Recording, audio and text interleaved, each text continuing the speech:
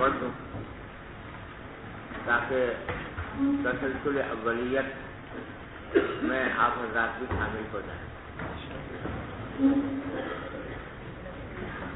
یہ حدیث مسلسل بالاولیہ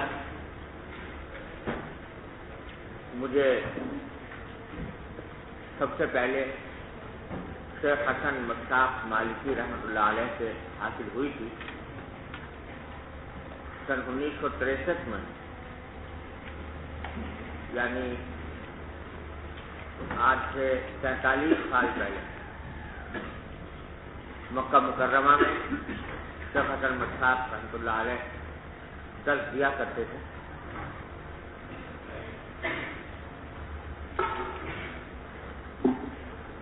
اس وقت میری حاضری ہوئی ان کی خدمت میں، تو ان سے میں نے یہ حدیث مسلسل بالاولیہ پہلی بار حاصل کی، اور نسائی شریف کا درس وہ اس زمانے میں دے رہے تھے مسجد حرام میں، ان کے درس میں بھی شریک ہونے کی سعادت حاصل ہوئی۔ یہ بڑے قدیم طرز کے بزرگ تھے اور اپنے علم اور فضل کے اعتبار سے مرجع خلائق تھے۔ تو پہلی بار میں نے حدیث مسلسل بالاولیہ ان سے حاصل کی سن 1963 میں مسجد حرام میں، اور دوسری یہ حدیث مجھے حاصل ہے شیخ محمد یاسین الفادانی رحمۃ اللہ علیہ سے۔ یہ بھی اپنے وقت کے مسند ان کو کہنا چاہیے، کیونکہ ان کو ایک خاص ذوق تھا، مکہ مکرمہ میں ان کا قیام تھا۔ اصلاً یہ جاوا کے باشندے تھے، انڈونیشیا کے، لیکن مستقل قیام مکہ مکرمہ میں تھا، اور ان کو ذوق تھا کہ اسانید حدیث اور اجازات حدیث جتنے زیادہ سے زیادہ حاصل ہو سکیں وہ حاصل کریں۔ چنانچہ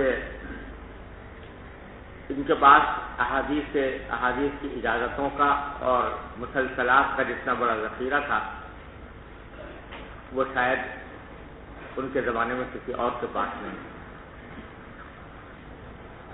تو میں نے حدیث مسلسل بالاولیہ ان سے بھی حاصل کی،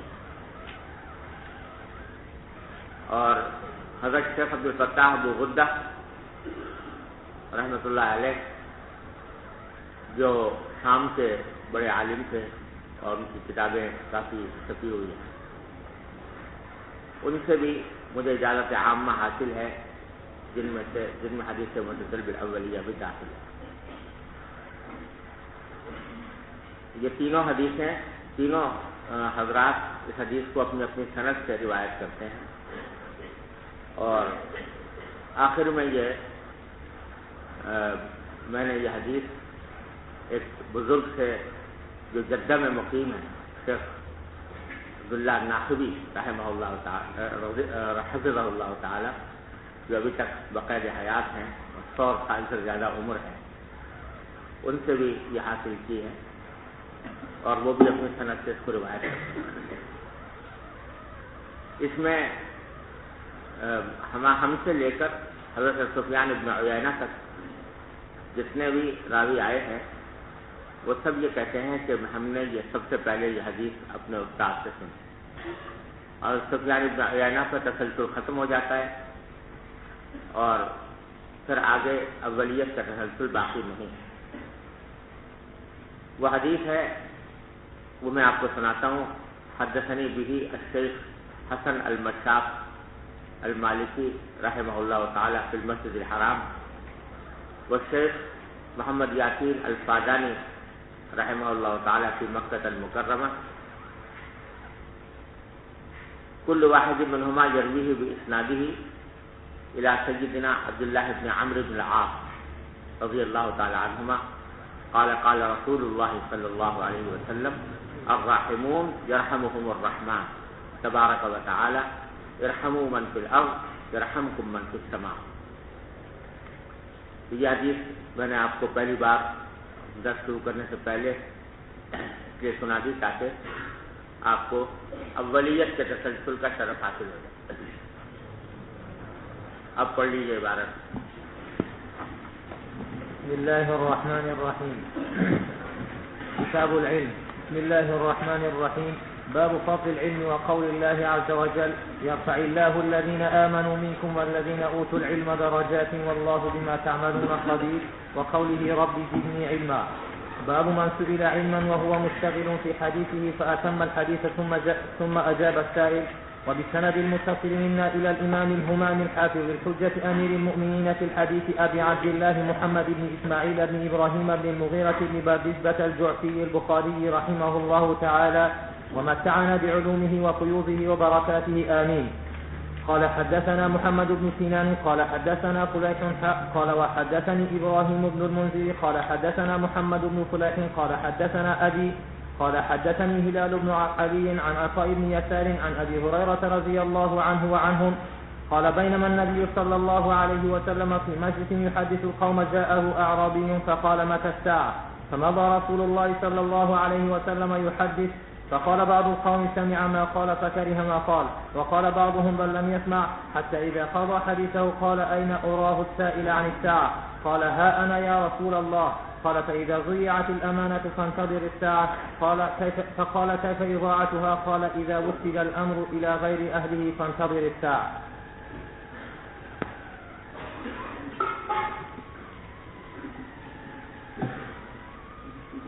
بسم اللہ الرحمن الرحیم. کتاب العلم یہ امام بخاری رحمۃ اللہ علیہ کتاب الایمان کے بعد لے کر آئے ہیں. کتاب العلم، اور اس سے اس بات کی طرف اشارہ مقصود ہے کہ ایمان لانے کے بعد سب سے پہلا فریضہ انسان کے ذمہ جو عائد ہوتا ہے وہ علم حاصل کرنے کا ہے. اگر آج فرض کرو کوئی شخص مسلمان ہو، ایمان لائے، تو سب سے پہلے اس کے ذمہ جو چیز واجب ہوتی ہے وہ یہ کہ وہ علم حاصل کرے کہ میرے ذمہ کیا فرائض ہیں، کیا واجبات ہیں، اور کن چیزوں سے مجھے بچنا ہے. اس واسطے امام بخاری رحمۃ اللہ نے ایمان کے بعد علم کی کتاب قائم فرمائی ہے. علم کیا چیز ہے؟ کس کو علم کہتے ہیں؟ اس کی اصطلاحی تعریف کیا ہے؟ اس کے بارے میں علماء اور فلاسفہ نے کلام کیا ہے. محققین کی بڑی جماعت یہ کہتی ہے، اور وہی بات صحیح بھی ہے، کہ علم جو ہے وہ اجل بدیہیات میں سے، لہذا اس کو کسی تعریف کی حاجت نہیں.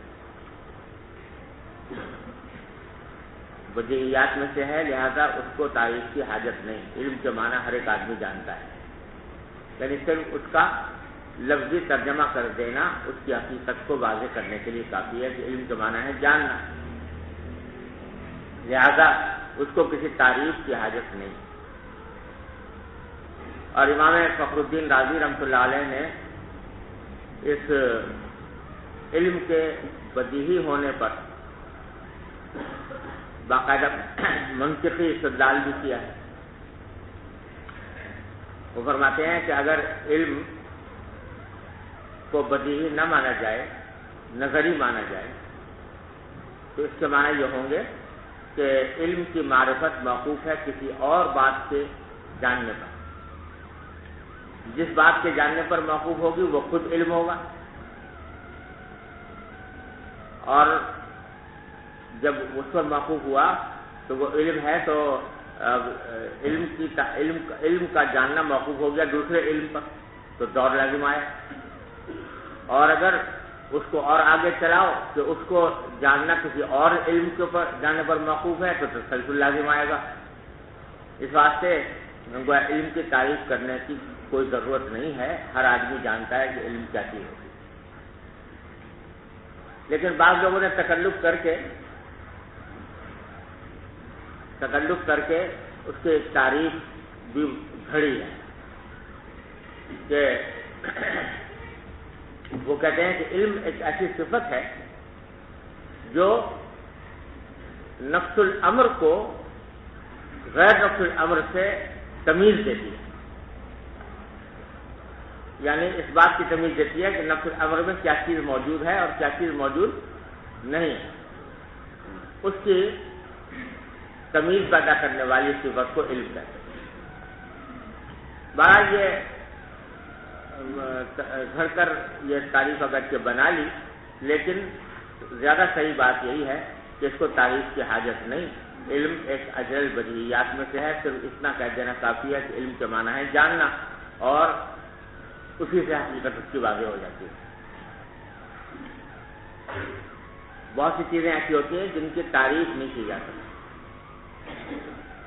ان کو اگر منطقی تعریف کے ذریعے اس کو واضح کرنا چاہیں حد تام کر کے تو اس کی تعریف نہیں کی جا سکتی، تو اس کا حاصل یہی ہے کہ اس کی بدیہی ہے کہ اس کو کسی اور چیز کی حاجت نہیں۔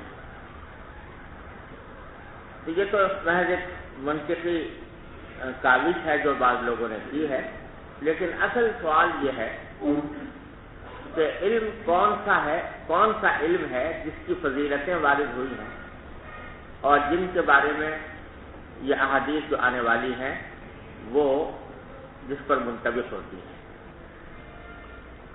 علم کے فضائل معروف ہیں قرآن و حدیث میں، تو سوال یہ پیدا ہوتا ہے کہ وہ کون سا علم ہے جس سے انسان کو یہ فضیلت حاصل ہوتی ہے۔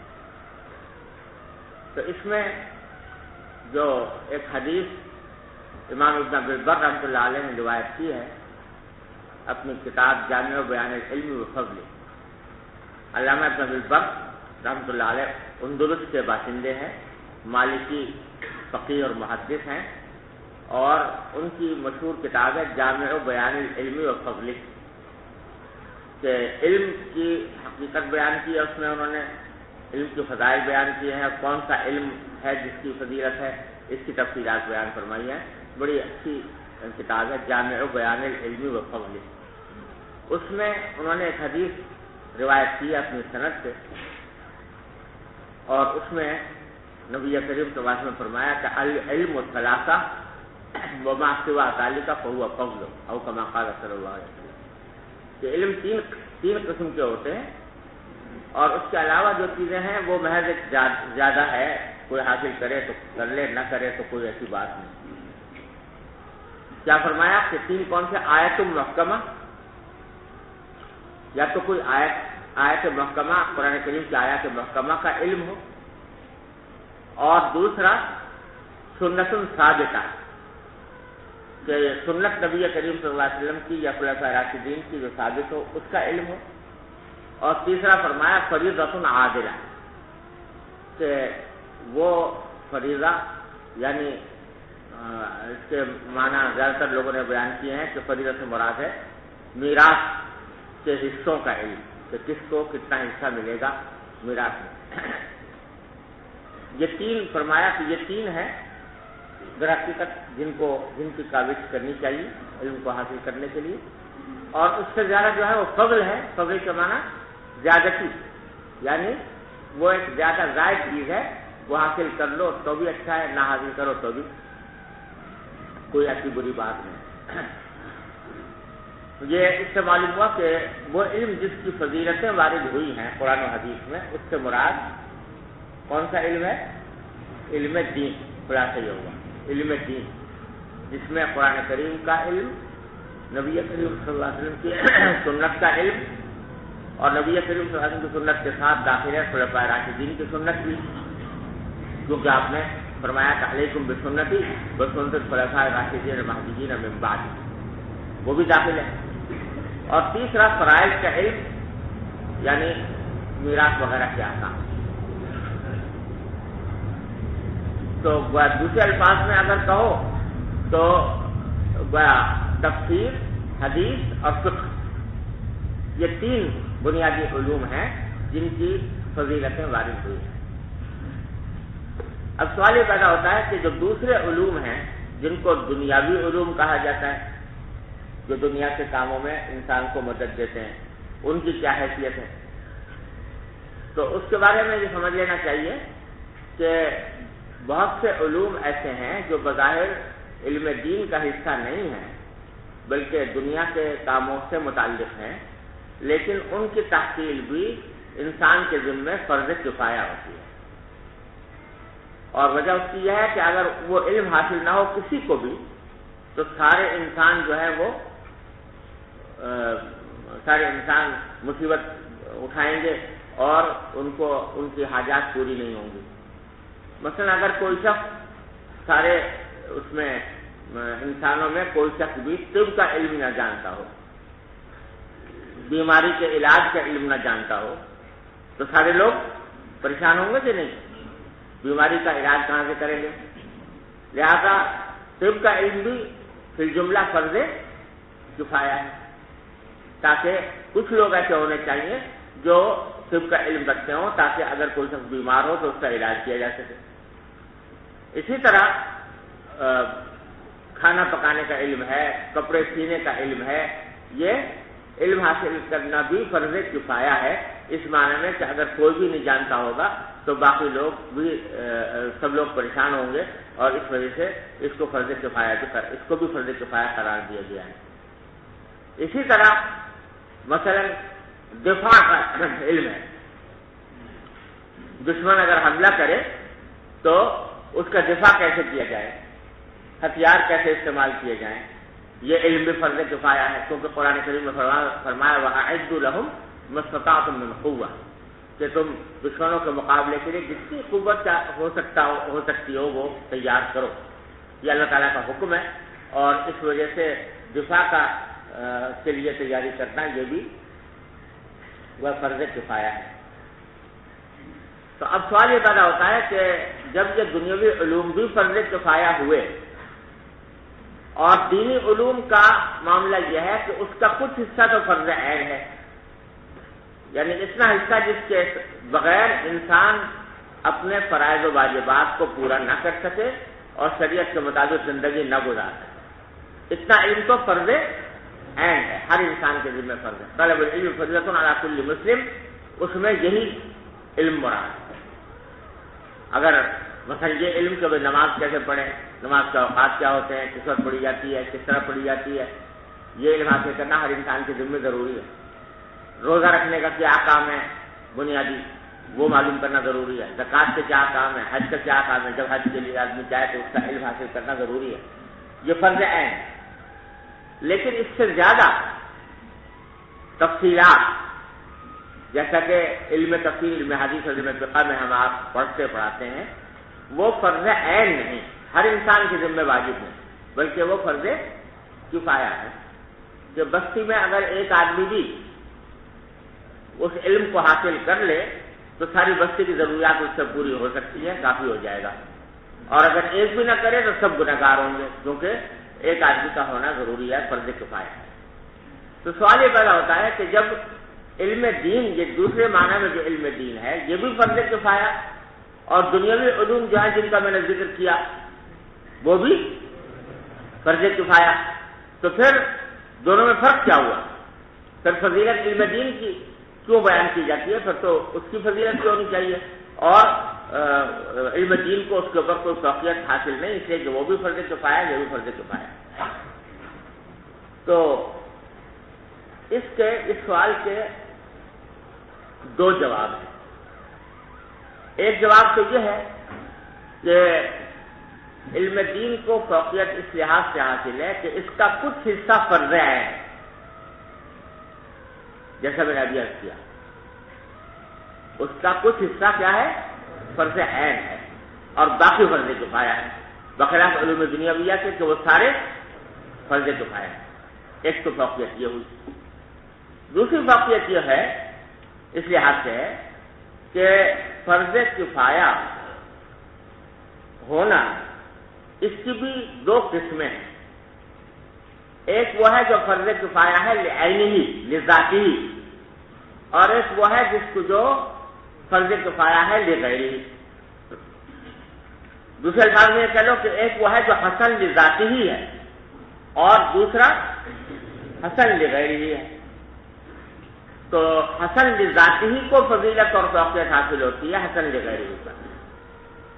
تو جو علوم دین ہیں وہ حسن لذاتها ہے، جتنے بھی علوم ہیں، تفسیر، حدیث، فقہ وغیرہ، یہ سب لذاتها حسن ہیں. اور دنیاوی علوم جو ہیں طب وغیرہ یا دوسرے جو میں نے بتایا خبازی کا علم اور خیاطی کا علم وغیرہ وغیرہ، یہ سب کیا ہے؟ یہ حسن لغیرہ. اپنی ذات میں ان کے اندر کوئی حسن نہیں تھا، لیکن چونکہ انسان کی زندگی ان پر موقوف ہو گئی ہے، اس واسطے ان کو اس میں حسن پیدا ہوا. تو علوم دین جو ہے وہ حسن لعین ہی ہے، اس واسطے ان کو فوقیت حاصل ہے حسن لغیرہ پر، یعنی دوسرے دنیاوی علوم پر. بات آ گئی سمجھ میں بھائی؟ تو اس لیے البتہ حسن نیت سے جو ہے وہ جو علوم دنیا ہیں وہ موجب اجر و ثواب اور عبادت بھی ہو جاتے ہیں. کوئی آدمی بھی اس نقطہ نظر سے حاصل کرے، اس نیت سے حاصل کرے کہ میں مخلوق کی خدمت کروں گا، تو خلق خدمت کی نیت سے وہ بھی عبادت بن جائے. لیکن یہ بذات خود عبادت ہے علوم دین، اس واسطے ان کو فوقیت اور حاصل ہے اور ان کو فضائل وارث ہوئے. بات سمجھ میں آ گئی؟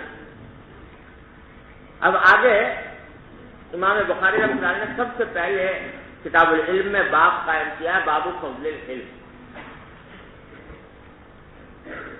علم کی فضیلت. اور اس باب میں ترجمۃ الباب کے اندر اپنی عادت کے مطابق آیات کریمہ تو نقل کی ہیں، لیکن کوئی حدیث اس باب میں نہیں لائے. باب فضل العلم وقول اللہ عز وجل یرفع اللہ الذین آمنوا منکم والذین اوتوا العلم درجات واللہ بما تعملون خبیر وقولی رب زدنی علما. بس آگے کوئی حدیث اس باب میں نہیں لائے. اور امام بخاری رحمۃ اللہ علیہ بکثرت ایسا کرتے ہیں کہ باب قائم کیا، اس کا ترجمہ بھی لکھ دیا، لیکن کوئی حدیث اس کے تحت نہیں لائے. ایسا کیوں کرتے ہیں؟ کیا مقصد ہے اس کا؟ اس کے بارے میں قراء حدیث خاصے پریشان ہوئے ہیں اور مختلف توجیحات ان کے عمل کی گئی. مثلا ایک توجیہ تو یہ کی ہے بعض لوگوں نے کہ امام بخاری رحمۃ اللہ نے ترجمۃ الباب کو قائم کر دیا تھا، لیکن پیش نظر یہ تھا کہ کوئی مناسب حدیث جو میری شرط کے بھی مطابق ہو وہ میں یہاں پر لکھوں گا. لیکن موقع نہیں مل سکا، اور موقع ملنے سے پہلے ہی وفات ہو گئی، لہذا وہ اپنے اس ارادے کی تکمیل نہ کر سکے، صرف ترجمۃ الباب قائم کر کے رہ گئے. حدیث اس لیے نہیں لائے کہ سوچ کر لکھنا چاہتے تھے کون سی حدیث مناسب ہوگی جو میری شرط کے بھی مطابق ہو، وہ لکھنا چاہتے تھے، لیکن موقع نہیں مل سکا، اس واسطے یہ باب حدیث سے خالی رہ گیا. ایک وجہ تو بعض لوگوں نے یہ بیان، اور یہ ممکن بھی. اور دوسری وجہ بعض لوگوں نے یہ بیان کی ہے کہ امام بخاری رحمۃ اللہ علیہ کو کوئی حدیث اپنی شرط کے مطابق اس باب میں لانے کے لیے دستیاب نہیں تھی. جو حدیثیں ملی وہ یا تو ان کی شرط کے مطابق نہیں تھی، جو شروط انہوں نے حدیث کو اس کتاب میں لکھنے کے لیے مقرر فرمائی ہیں، جن کا ذکر پہلے آ چکا ہے، ان شرطوں کے مطابق کوئی حدیث ان کو نہیں ملی، اس لیے انہوں نے اسے چھوڑ دیا. اس خیال سے چھوڑ دیا کہ بھائی اگر کبھی مل گئی یا کسی آدمی کو مل گئی تو وہ اس کے تحت لکھ دے، لیکن مجھے ابھی تک نہیں. یا اس لیے نہیں لکھی کہ حدیث تو ملی تھی جو اس بات میں آ سکتی تھی، لیکن اور ان کے شرط کے مطابق لکھی، لیکن وہ اس حدیث کو کسی اور جگہ روایت کرتی ہے، کسی اور ترجمۃ الباب کے تحت، اور یہ کل جیسے میں نے عرض کیا تھا کہ تکرار وہ کرتے نہیں، اسی سند اور اسی متن سے دوسری حدیث کو دوبارہ نہیں لاتے، تو اس واسطے نہیں لاتے، تو دوسری توجہ بعض حضرات نے کی، اور تیسری توجہ بعض حضرات نے یہ کی ہے کہ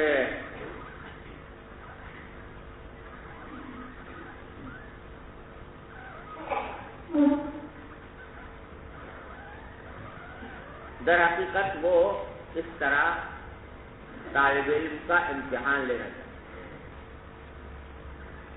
جو ان کی کتاب پڑھ رہا ہے ان سے ان کا امتحان لینا چاہتے ہیں کہ دیکھو بھائی ترجمۃ الباب میں نے قائم کر دیا، اب تم سوچ سمجھ کر کوئی ایسی حدیث لاؤ جو میری شرط کے مطابق،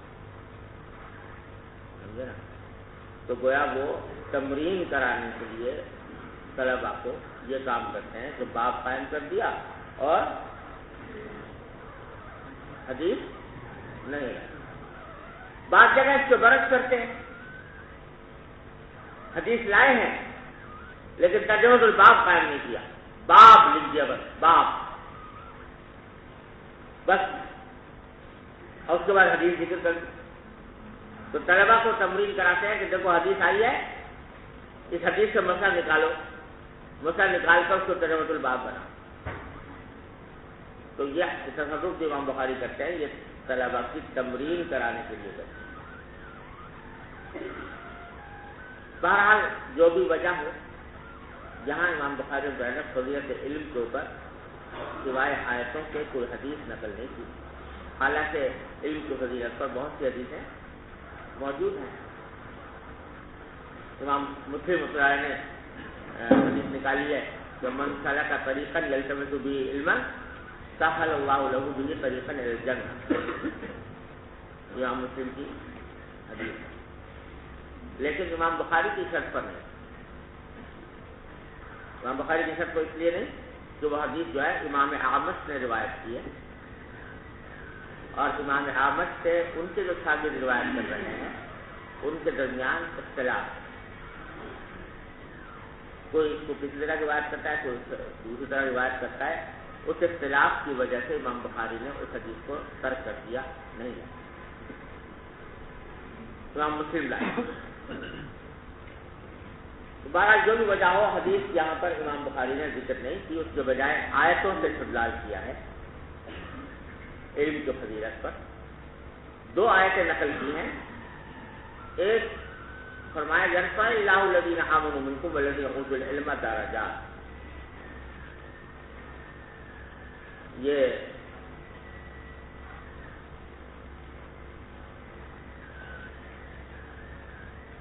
پوری آیت کریمہ جو ہے وہ اس سیاق میں آئی ہے کہ یا ایھا الذین آمنوا اذا قیل لکم تفصحوا فی المجالس فافصحوا یفصح اللہ لکم واذا قیل انشزوا فانشزوا یرفع اللہ الذین آمنوا، کہ جب مجلس میں بیٹھے ہو اور تم سے یہ کہا جائے کہ مجلس میں کشادگی پیدا کر دو، لوگ زیادہ ہیں جگہ کم ہے، تو تم ذرا لوگوں کے لیے کشادگی پیدا کر دو کہ لوگ دوسرے لوگ بھی آ کر بیٹھ سکیں، تو پھر کشادگی پیدا کر دو۔ اور اگر یہ بھی کہہ دیا جائے تم سے کہ بھائی اٹھ کے چلے جاؤ، تو اٹھ کر چلے جاؤ۔ ان احکام پر عمل کرنے کا نتیجہ یہ ہوگا کہ یرفع اللہ الذین آمنوا، یرفع جو ہے یہ جواب امر ہے، امر تھا نا فإذا قیل لکم انشزوا فانشزوا، سمجھے نا؟ اگر تم سے کہا جائے کہ اٹھ جاؤ تو اٹھ جاؤ، اس اٹھ جانے کا نتیجہ کیا ہوگا؟ جواب امر یہ ہے کہ یرفع اللہ الذین آمنوا، کہ اللہ تعالیٰ رفعت عطا فرمائیں گے، بلند مقام عطا فرمائیں گے تم میں سے ان لوگوں کو جو ایمان لائے ہیں، جن کو اللہ نے علم دیا ہے، اور رفعت کا حیثیت عطا فرمائیں گے درجات، درجات میں بلندی عطا فرمائیں گے۔ تو اس میں اہل ایمان اور اہل علم ان کی رفعت مقام کا ذکر ہے، کہ اہل ایمان کو بھی اللہ تعالیٰ بلند درجات عطا فرمائیں گے، اہل علم کو بھی، جو ایمان بھی لائے جن کے پاس علم بھی ہے تو ان کو درجوں میں بلندی عطا فرمائیں گے اللہ تعالیٰ۔ تو اس سے علم کی فضیلت ظاہر ہو رہی ہے۔ اور اس آیت کو لا کر امام بخاری نے ہلکا سا اشارہ اس طرف بھی کر دیا کہ ایمان اور علم دونوں ملے جلے ایک ساتھ ساتھ ہیں۔ الذین آمنوا منکم والذین اوتوا العلم، تو ایمان کے ساتھ علم ہے، جیسا کہ امام بخاری نے ترتیب قائم کی ہے کہ پہلے ایمان پھر علم، تو اس آیت کریمہ میں بھی اسی ترتیب کے ساتھ بات ذکر کی گئی ہے کہ ایمان اور پھر علم۔ تو اس سے علم کی فضیلت معلوم ہوتی ہے کہ اس کے ذریعے صاحب علم کے درجات اللہ تبارک و تعالیٰ بلند فرماتے ہیں۔ اور ساتھ ہی پھر ایک دوسرا جملہ اللہ تعالیٰ نے فرمایا واللہ بما تعملون خبیر، کہ اللہ تعالیٰ تمہارے سارے اعمال سے باخبر ہے۔ اس میں اشارہ اس طرف ہے کہ صرف علم بمعنی دانستن، صرف کسی چیز کو جان لینا یہ کافی نہیں ہے فضیلت کے لیے، بلکہ جو کچھ جانا ہے اس پر عمل کرنا بھی ضروری ہے، اور عمل کے بغیر وہ علم فضیلت کا سبب نہیں بنتا۔ سمجھ گئے نا؟ واللہ بما تعملون خبیر۔ تو علم بغیر عمل کے اللہ بچائے وبال، علم تو حاصل کر لیا لیکن آدمی اس کے اوپر عمل نہ کرے تو کمثل الحمار یحمل اسفارا، قرآن کریم میں فرمایا بئس مثل الذین، بڑی بری مثال ہے اس شخص کی جو علم حاصل کرے اور عمل نہ کرے۔ تو در حقیقت علم کی اگرچہ لفظی اور لغوی معنی تو مجرد جان لینے کے ہیں، لیکن جس علم کی فضیلت وارد ہوئی ہے اور جو علم مطلوب ہے وہ علم ہے جو انسان کی زندگی میں سرایت کرے، جو انسان کے عمل پر اثر انداز، ورنہ وہ علم جو عمل کے اوپر اثر انداز نہیں ہوتا وہ حقیقت میں علم کی روح سے خالی ہے۔ دیکھو قرآن کریم نے سورہ بقرہ میں کفار کا ذکر کیا ہے، یہودیوں کا، کہ وَلَقَدْ عَلِمُوا لَمَنِ اشْتَرَاهُ مَا لَهُ فِي الْآخِرَةِ مِنْ خَلَاقٍ۔ وَلَقَدْ علم کا اثبات کیا اور تاکید کے ساتھ کیا، لام تاکید اور قد اس کے ساتھ فرمایا کہ یہ لوگ جانتے تھے کہ لمن اشتراہ مَا لَهُ فِي الْآخِرَةِ مِنْ خَلَاقٍ، جو شخص اس کو خریدے گا، جادو ادو کا ذکر آ رہا ہے کہیں پیچھے، تو اس کا آخرت میں کوئی حصہ نہیں، سمجھے نا؟ تو پہلے علم کا اثبات کیا نہیں کیا؟ اگلی آیت میں فرمایا لبئس ما شروا بہ انفسہم لو کانوا یعلمون، بہت بری ہے وہ چیز جس سے انہوں نے اپنی جانوں کو بیچ دیا ہے، کاش کہ یہ لوگ جانیں۔ تو پہلے تو علم کا اثبات کیا اور آخر میں فرمایا لو کانوا یعلمون، جس کا معنی ہے کہ اس وقت ان کو علم حاصل نہیں ہے۔ بظاہر دونوں میں تعارض معلوم ہوتا ہے کہ ایک جگہ علم کا اثبات ہے اور آخر میں جا کر علم کی نفی ہے، لیکن حقیقت میں دونوں میں تعارض نہیں۔ وہ جس کا اثبات ہے وہ لغوی معنی میں، تو لغوی معنی میں جانتے ہیں، لیکن چونکہ اس جاننے کے مطابق عمل نہیں کر رہے ہیں لہذا وہ حقیقت علم کی حاصل نہیں، اس لیے آخر میں نفی کر دی گئی۔ تو معلوم ہوا کہ جس علم کے ساتھ عمل نہ ہو وہ علم کالعدم، وہ گویا ہے ہی نہیں۔ ارے سمجھو نا، لہذا علم کے ساتھ عمل کو کا اہتمام جو ہے وہ ضروری ہے۔ اللہ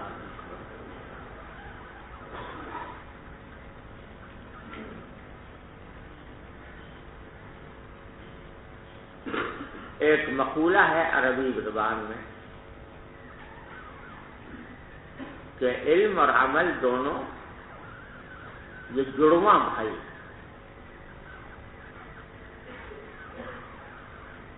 ایک دوسرے کے ساتھ نکھی ہیں۔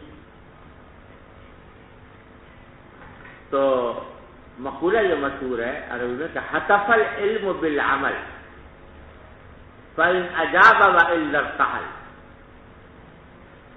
حتف العلم بالعمل، علم جب آتا ہے تو عمل کو آواز دیتا ہے کہ بھئی آؤ تم بھی آؤ۔ حتف العلم بالعمل، حتف کا معنی آواز دینا، علم نے آواز دی کس کو؟ عمل کو، کہ میں تو آ گیا ہوں تم بھی آؤ۔ فإن أجاب، اگر وہ اس کا جواب دے دے اور اس کی دعوت کو قبول کر کے وہ بھی آ جائے تب تو ٹھیک، وإلا ارتحل، ورنہ علم بھی رخصت ہو جائے، علم بھی چلے جائے، کہتا میرا بھائی نہیں آیا لہذا میں بھی جاتا ہوں۔ تو علم کا بقا بھی موقوف ہے عمل کے اوپر۔ اگر یہ بات معلوم ہے، یہ بات معلوم ہے کہ بھئی جھوٹ بولنا حرام ہے، غیبت کرنا حرام، کسی کو تکلیف پہنچانا حرام، یہ بات معلوم ہے، تو اگر آدمی عمل کر رہا ہے اس کے اوپر کہ جھوٹ نہیں بولتا، غیبت نہیں کرتا، کسی کو تکلیف نہیں پہنچاتا، تو کیا ہوگا؟ وہ علم باقی رہے۔ اور اگر علم تو حاصل ہو گیا لیکن عمل ہے نہیں، جھوٹ بول رہا ہے، غیبتیں کر رہا ہے، لڑائی جھگڑے کر رہا ہے بلا وجہ، یہ سب کام جو ہیں اس کے نتیجے میں علم درست کر رہے ہیں۔ اس لیے اللہ تبارک و تعالیٰ نے جہاں علم کی درجے کی بلندی کا ذکر فرمایا، ساتھ میں یہ متنبع فرما دیا اللہ بما تعملون خبیر۔ دوسری آیت جو ذکر فرمائی امام بخاری رحمۃ اللہ نے فضیلت علم میں، وہ رب زدنی علما، اور اس سے فضیلت جو ثابت کرنے مقصود ہے وہ یہ ہے کہ جس علم کے فضائل وارد ہوئے ہیں، جیسا میں نے عرض کیا، وہ ہے علم دین اور علم آخرت، اور اس علم دین اور علم آخرت میں نبی کریم سرور دو عالم صلی اللہ علیہ وسلم سے بڑا عالم اس کائنات میں کوئی اور نہیں ہو سکتا ہے۔ کچھ سمجھے نا؟ عالمکم باللہ انا، جیسے کہ آپ کتاب الایمان میں حدیث پڑھیں، تو نبی کریم صلی اللہ علیہ وسلم زیادہ کسی کے پاس ہو نہیں سکتا، سید الاولین والآخرین صلی اللہ علیہ وسلم۔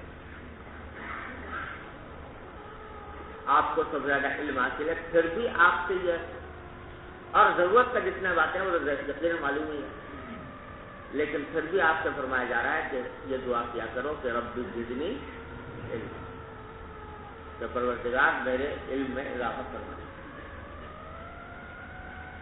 تو وہ ذات جس کے پاس اس کائنات میں سب سے زیادہ علم ہے، اس سے بھی کہا جا رہا ہے کہ تم اپنے اس علم پر قناعت نہ کرنا، بلکہ اللہ تعالیٰ سے مزید علم مانگتے رہو، دعائیں کرتے رہو رب زدنی علم۔ تو اگر یہ علم کوئی معمولی سی چیز ہوتی جس کی کوئی فضیلت نہ ہوتی تو آپ کو اس کے اندر اضافے کی دعا کرنے کی ہدایت نہ کی جائے۔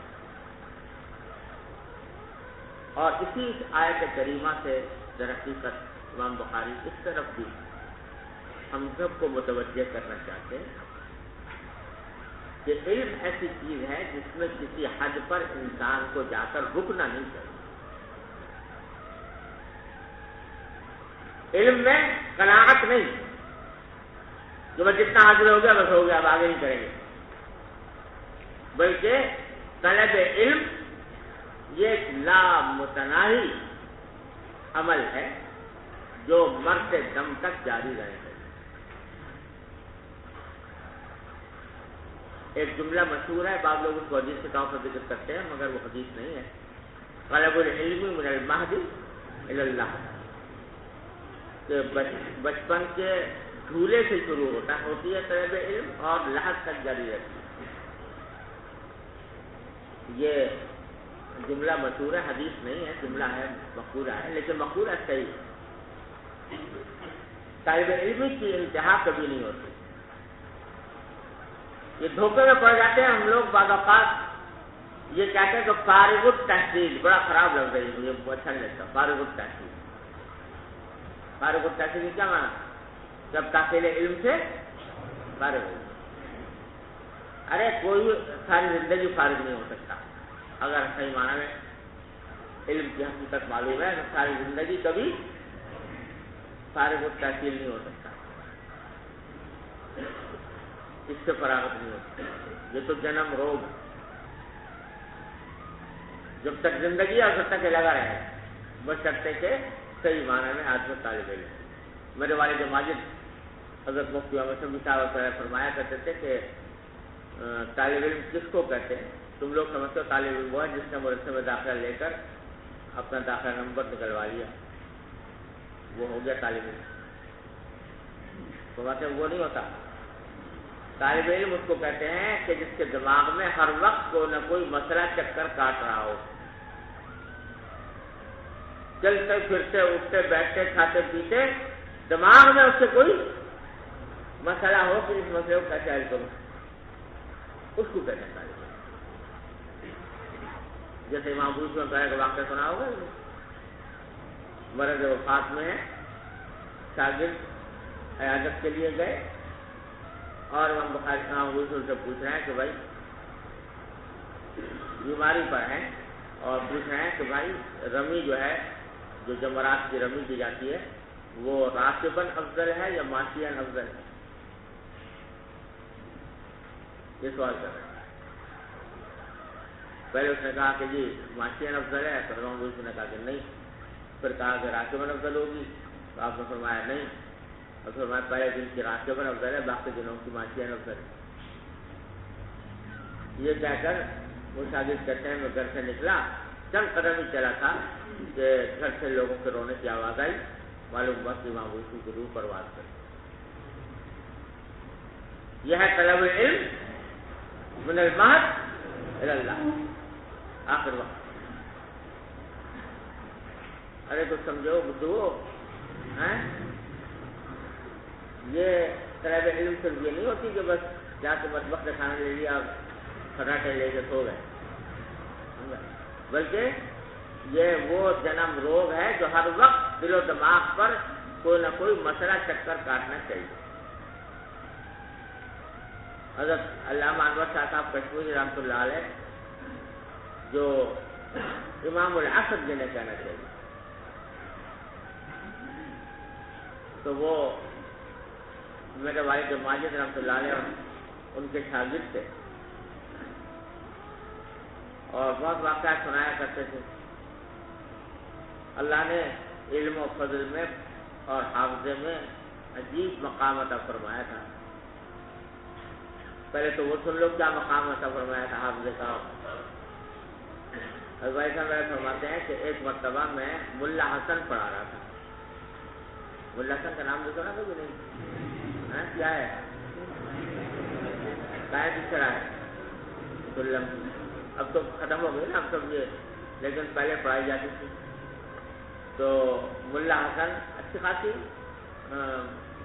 دقیق کتاب ہے, منصف کی.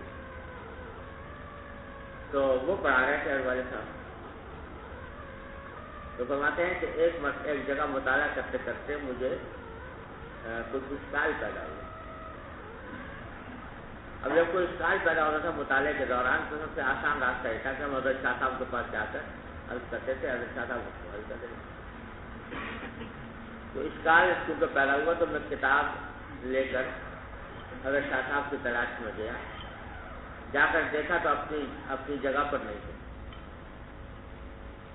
جب اپنی جگہ پر نہ ہو تو دوسرا راستہ اور کوئی نہیں تھا, کتب خانے میں ہوں. یا تو اپنی جگہ پر ہوں گے ورنہ کتب خانے میں. تیسرا احتمال نہیں. چنانچہ کتب خانے کی طرف گیا تو وہاں دارالعلوم دیوبند میں کتب خانے کا اس طرح ہے کہ نیچے سے کھال, جیسے ہمارا کتب خانہ ہے نا, اس میں نیچے دارالفتا ہوتا تھا, اوپر گیلری, تو اسی طرح وہاں پر بھی آتا تھا. تو جب آدمی داخل ہو تو دیکھا اوپر گیلری میں کتابیں رکھی ہوتی تھیں, الماریاں لگی ہوئی تھی. کہتے میں داخل ہوا دیکھا رکھا تھا اوپر بیٹھے جلدی مجھے آتے دیکھا تو پوچھا اور والد صاحب کا نام رکھا تھا ملا مختصر تو قامت والد صاحب چھوٹا تھا نا تو ملا مختصر کہا کرتے تھے. تو ہاں بھائی ملا مختصر کیسے آنا ہوا؟ تو والد صاحب نے فرمایا کہ حضرت مسئلہ سمجھ میں نہیں آ رہا تھا وہ پوچھنے آیا کہ آپ کہاں گے کون سی کتاب؟ حضرت ملا حسن.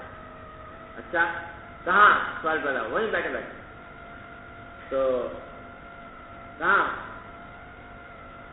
حضرت میں آپ نہیں بتاؤ کیا عبارت پڑھو عبارت پڑھو. عبارت پڑھ دی ملا حسن. عبارت پڑھ دی تو وہیں بیٹھے بیٹھے فرمایا کہ اچھا تمہیں یہاں پر یہ اشکال ہوا ہوگا. اشکال کو خود ہی بیان فرمایا, اشکال کی تقریر خود ہی کریں اور اس کا یہ جواب ہے, اس کا یہ جواب ہے, وہیں تو وہیں بیٹھے. حالانکہ ملا حسن کبھی پڑھے پڑھائے ہوئے ہو گیا ہوگا زمانہ, کیونکہ وہ اس وقت تو شیخ الحدیث تھے, حدیث پڑھایا کرتے تھے, جو یہ کتابیں تو پتہ نہیں کب پڑھائی ہوں گی, لیکن وہیں بیٹھے بیٹھے سب جواب دے دیا. ایسا اللہ نے ان کو حافظہ اور علم عطا فرمایا.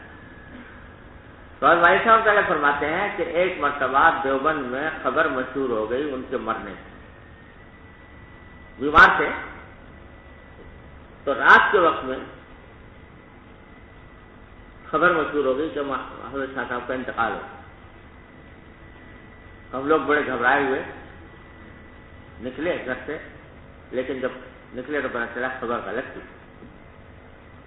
تو فجر ہونے والی تھی تو ہم نے نماز فجر پڑھ کر ہم نے سوچا کہ الحمدللہ خبر تو غلط نہیں تھی, چلو حضرت کی عیادت کے لیے نماز فجر کے بعد چلے جائیں.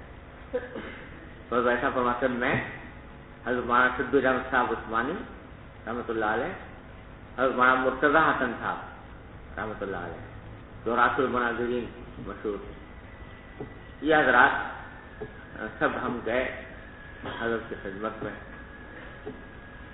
دروازہ کھولا تو دیکھا تو حضرت کا ایک حجرہ تھا کمرہ, اس میں چوکی بچھی ہوئی, نماز کی چوکی.